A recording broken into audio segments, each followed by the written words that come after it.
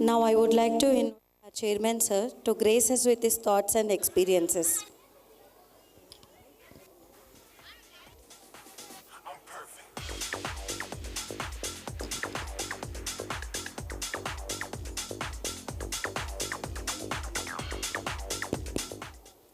Good afternoon to all of you. Respected Chief Guest Sri Ravi Babu Garu, dear parents and grandparents, the school staff, and pretty and lovely children, today is a very important day for the school and students, for it is the annual day celebration. In fact, today we invited Dr. Naveen Nicholas, the Director of School Education, to be the chief guest. But in the last minute, he had some unavoidable circumstances where he just now telephoned and informed me to excuse for not coming. So I have to immediately search for my friend as chief guest, a retired IAS officer himself, and much more senior than the Director of School Education, much more intelligent and excellence. So I hope you all understand the situation and bear with us. So my dear friends,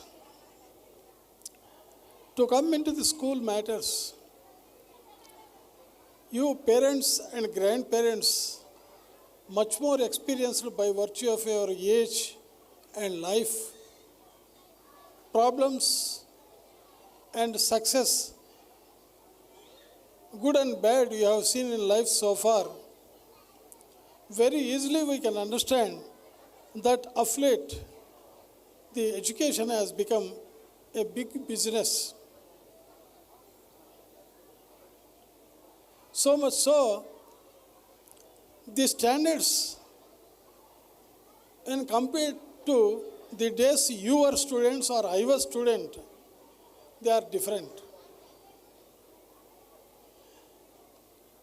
The things have gone so much less and probably come to the worse, because the parents themselves, they are taking pride in something else. If a student secures 99% of marks or 100% of marks, okay, it's a great jubilation for the students, for the teachers and parents. Nowadays, what is happening, I have seen myself, because till recently I was an officer in government seeing all the situations.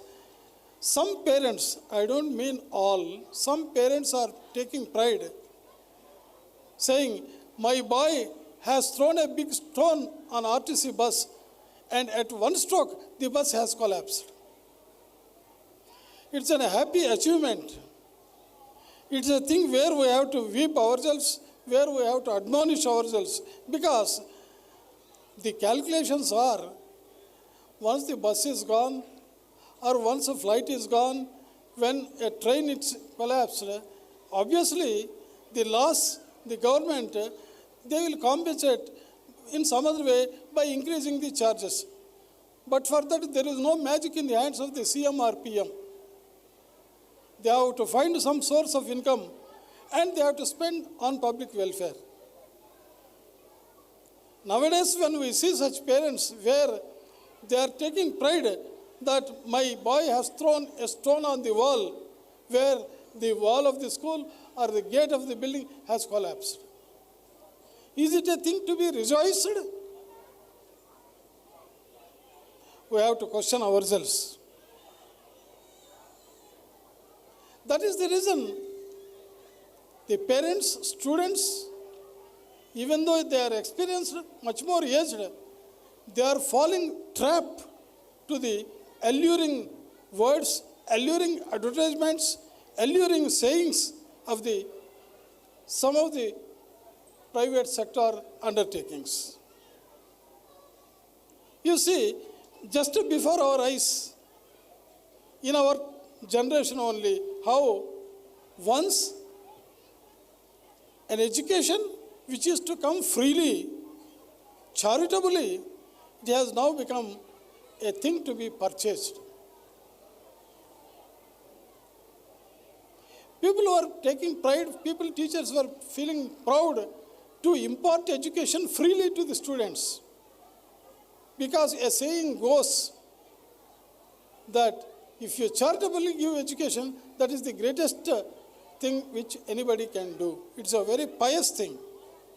Now we are going for impious ways, where for each and everything we are trying to squeeze money from the public parents. If you look at a person and smile at him, they are charging 10 rupees. The days are not far away. We are going to see those days also in our own generation. So much so, my point is, whatever we say, whatever we talk from the dais, it is not so much meant for the children because they cannot understand, but it is meant for the parents and the grandparents. I hope parents and grandparents can really understand, assimilate, and see that their grandchildren or children, they come up in life like that, where the respect for the teacher by the children, sometimes by the parents, has gone. And government is pressurizing the schools or colleges, because I was there in government. We will ask the principal or director of a college, how much percentage of pass you have got? I will say 80%. My neighbor says 85. Somebody says 90. Somebody says 100. Somebody says even 120 also without any hesitation. How these things will come? Because we are making liberalized education. I have seen myself, I have suspended in some district where I was there. The teachers themselves, they are encouraging students to do malpractices, and they are just handing over chits to copy down the examinations. What is the fun in getting 99% by doing such malpractices? If you are sincere and if you are hardworking, if you are real, even if you get 50% of it, it's good enough. Another thing is we will go by attendance. How much attendance you have gone? Yes, 99%. There was one principal where I studied long back in college. He used to impose penalties and fines for the absentees, and used to collect money as punishment. With that amount collected as punishment, he has constructed one fine building, building which is constructed out of fine amounts collected from such absentee students. So, my dear parents, please understand this. As a school, we are not only giving him learning of alphabets, but also learning other skills whereby they develop themselves, they mature themselves into a perfect person. Because along with the knowledge, along with your 90% of marks, you should also develop a perfect and clean character. Without character, the knowledge is a waste. There is no meaning for the knowledge unless you maintain, you have good character. Some of you may not be knowing, long back when atom bomb was invented, that atom bomb was also thrown on in Second World War on Hiroshima and Nagasaki. So many people died in that bomb blast. And when the inventor came to know about this, he really wept. Wept because he felt that all my knowledge, I utilized all my knowledge to develop a bomb which has been utilized for killing so many people. Is it the knowledge which I got? He felt very bad and he really wept. No less than the Nobel Prize, which we consider worldwide prestigious. The person who invented, who instituted Nobel Prize, and Alfred Nobel himself, he was responsible for inventing dynamite. Dynamite to blast the mountains and hills to form bridges to construct these things. Now they are being used to blast towns and cities and enemies. This is not the purpose of knowledge. This is not the purpose of education. And here in our school, not only the education in the sense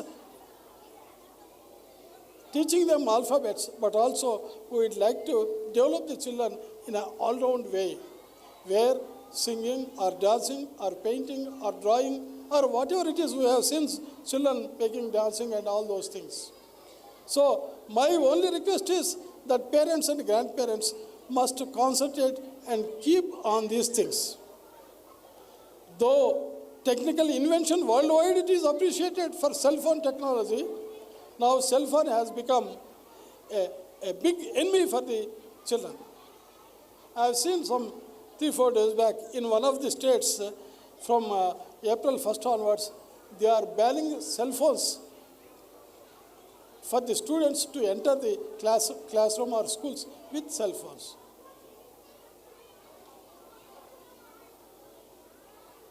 So cell phone is good if used in a better way, but spoils if you use it in another way.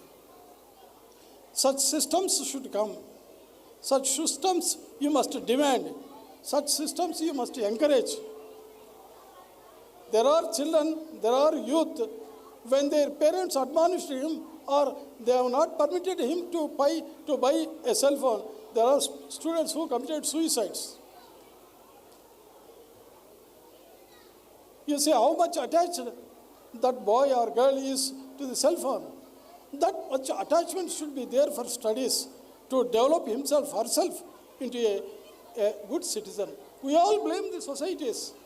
These fellows are like this, those fellows are like this. For all that, if we look inwards, we are only responsible. You be good. From you, you teach good. Everybody will become good. There is no point in you never not becoming good and blame other person to be bad. This is not correct. So, my dear parents, there is no end for this discussion. For any length of time we can discuss on all these things. I hope you understood what I meant. So kindly cooperate with us, cooperate yourselves, and with all your best wishes, with all your cooperation and admiration, let us push the children towards the higher goals of life, towards the higher objectives and aims in life. Let us see how many such good people are there. They should become giants in life, good people in life, a model to the society.